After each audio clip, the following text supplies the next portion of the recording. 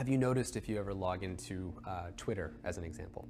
So there's an extra delay that you don't know how long it's going to take. It's between 2 and 3 seconds, where the number of new notifications on Twitter you have.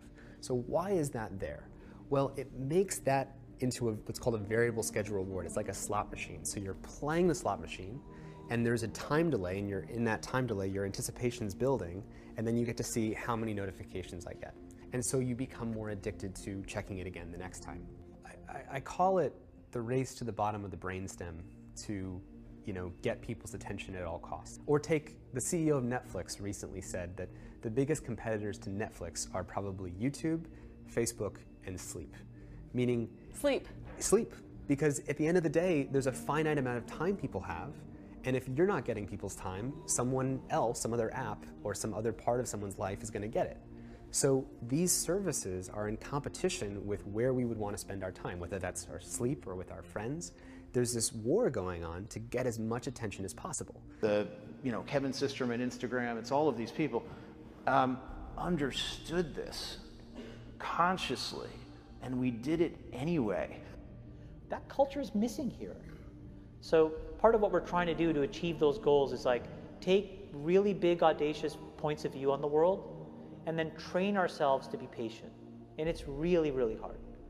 The entire society is set up to not be patient anymore. Consumer internet businesses are about exploiting psychology. And that is one where you want to fail fast because people are unpredictable, and so we want to psychologically figure out how to manipulate you as fast as possible and then give you back that dopamine hit. We did that brilliantly at Facebook. Instagram has done it, WhatsApp has done it, Snapchat has done it, Twitter has done it. So there are great examples. WeChat is doing it. There are great examples of failing fast is the right path to exploiting psychology of mass populations of people. At Stanford, there was a class called the Persuasive Technology Design class, and there's a whole lab at Stanford that teaches students how to apply persuasive psychology principles into technology to persuade people to use products in a certain way. So it's not about giving you all this freedom, it's about sucking you in to take your time. I think the tools that have been created today are starting to erode the social fabric of how society works. And what I meant by that is the following thing. Today we live in a world now where it is easy to confuse truth and popularity. And you can use money to amplify whatever you believe and get people to believe that what is popular is now truthful and what is not popular may not be truthful. When Facebook was getting going, I had these people who would come up to me and they would say, I'm not on social media. And I would say, okay, you will be. And then they would say, no, I value my real life interactions. I value the moment, I value presence, and I value intimacy. And I would say, well, you're a conscientious objector, that's okay. You don't have to participate, but we'll get you eventually. and I don't know if I really understood the consequences of what I was saying. Because the unintended consequences of a network when it grows to 1 billion or 2 billion people, and it literally changes your relationship with society, with each other, with it probably interferes with productivity in weird ways. God only knows what it's doing to our children's brains. We know for a fact that what all of these systems do, every single one, is it exploits our own natural tendencies in human beings to get and want feedback. And that feedback, chemically speaking, is the release of dopamine in your brain. And so what these feedback loops do, and they exist everywhere, in Call of Duty, in other video games, in social networking sites, they get you to react. And that means that we need to sort of give you a little dopamine hit every once in a while because someone liked or commented on a photo or a post or whatever. And that's going to get you to contribute more content, and that's going to get you, more likes and comments. I mean, it's a social validation feedback loop that it's like it's exactly the kind of thing that a hacker like myself would come up with, because you're exploiting a vulnerability in human psychology. It literally is a point now where I think we have created tools that are ripping apart the social fabric of how society works. And when that happens, it feels like parts of my life are slipping away. Specifically, it feels like little bits of my time get slipped away to various things like this, like technology. I check things. I'll give you an example. If this email shows up, how many of you have gotten an email like this, right? I've been tagged in a photo. When this appears, I can't help but click on it right now, right? Because like, what if it's a bad photo? So I have to click it right now. But I'm not just going to click see photo. What I'm actually going to do is spend the next 20 minutes. But the worst part is that I know that this is what's going to happen. And even knowing that that's what's going to happen doesn't stop me from doing it again the next time. You know, or I find myself in a situation like this, where I check my email and I pull down to refresh, right? But the thing is that in like 60 seconds later, I'll pull down to refresh again. Like, why am I doing this, right? This doesn't make any sense. But I'll give you a hint why this is happening. What do you think makes more money in the United States than movies, game parks, and baseball combined? Slot machines.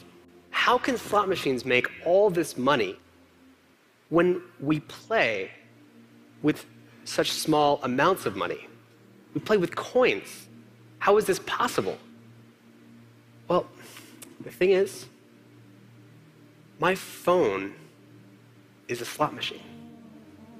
Every time I check my phone, I'm playing the slot machine to see what am I going to get? What am I going to get? Every time I check my email, I'm playing the slot machine to say, what am I going to get? Every time I scroll a news feed, I'm playing the slot machine to see what am I going to get next, right? And we compound the problem, right? We curate our lives around this perceived sense of perfection because we get rewarded in these short-term signals, hearts, likes, thumbs up, and we conflate that with value and we conflate it with truth. And instead what it really is fake, brittle popularity that's short-term and that leaves you even more, and admit it, vacant and empty before you did it. Because then it forces you into this vicious cycle where you're like, what's the next thing I need to do now? Because I need it back. Think about that compounded by 2 billion people. And then think about how people react then to the perceptions of others. It's really bad. There's a reason that every notification on your phone is red. That is a color that stimulates excitement in the brain. Las Vegas has known this forever. There are bright red flashing neon lights everywhere trying to get your attention. You're constantly stimulated. That's why people just love Vegas. They go crazy. They start gambling. And the worst thing is the computer. You know, all this Facebook, just get off Facebook. I'm giving you good advice. Get off Facebook. Get a life. Live with people. Visit your relatives.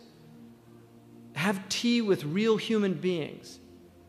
Don't spend time with people that you don't know, or these distant people in some far corner of the earth, and you don't know your neighbors, you don't know the people around you. Really, it's a very weird time. Ibn Mas'ud said, I said to the Prophet, هل للساعة من علم تعرف به? Does the hour have a knowledge that you can know it by? He said, Na'am, ya Ibn Mas'ud. And Muslims have to know these signs so they recognize them when they see them.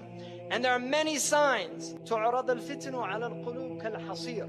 And the Prophet said that the fitan will be shown to the hearts like a mat. عودا عودا. It has 2 lines, a horizontal and vertical line. This is the TV set. This is the set. It's a hasir. It's a mat. And the Prophet said, the fitan will be shown to the hearts like a mat. Kal hasir. These are signs. Ya Ibn Mas'ud, inna min alam as-sa'ati wa asharatiha an tuwasil al-atbaq wa an tuqta' al-arham. This to me is one of the clear prophetic miracles of the Prophet ﷺ. He said, "Tuwasal al-atbaq," that the dishes will be communicating continuously, and the Prophet used the very word that's used for satellite communications, muwasalat, and people will sever their family ties. In other words, people will stay home and watch television on satellite dish, and they won't go visit their neighbors. This is an amazing hadith to me. يا ابن مسعود إن من علامة الساعة وأشراطها أن تظهر المعازف, that musical instruments will be widespread. يعزف على رؤوسهم بالمعازف. Musical instruments will be on their heads. How did he know about that? That's what it says. I didn't make that up. It says they'll have ma'azif, على رؤوسهم ma'azif. On their heads are musical instruments. Who would have thought that, who would have known what that meant at the time of our Prophet ﷺ? But now we see it, all these people everywhere.